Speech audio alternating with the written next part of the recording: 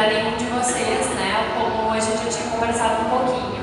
O que é autoestima, assim, né? O que a gente entende como autoestima hoje é a imagem que eu faço de mim mesma e como eu me sinto bem comigo mesma, né?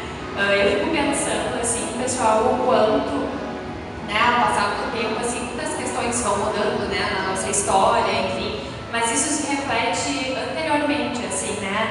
Antes do nascimento até. Eu tô para ser titia daqui uns dias e eu estava conversando com a minha cunhada, que tá super grávida, se sentindo bela, empoderada, assim.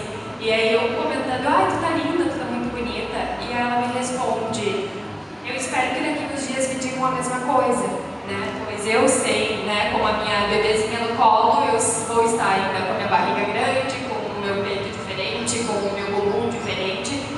E aí me preocupei, assim, né? O que a gente espera, né? No pós-parto, por exemplo, né? Então eu fico pensando muito nessas questões do desenvolvimento, o que é correto, o que não é, né? O Rafael fala, né, da menina de Cambuçu, eu tinha pensado em falar um pouquinho dela também, assim. Talvez ela seja para mim um dos maiores exemplos que eu tenho visto, acompanhado, assim, né? O quanto chegam meninas, às vezes muito fragilizadas no meu consultório, por exemplo, né, com depressões graves, porque eu não tenho o peito que eu gostaria de ter, ou porque eu não tenho a altura que eu gostaria de ter, e aí eu não corro atrás dos meus sonhos, eu não vou atrás do que eu penso, né? E talvez beleza seja muito maior, pessoal, assim, né? Eu acredito que a gente precisa se apropriar muito do nosso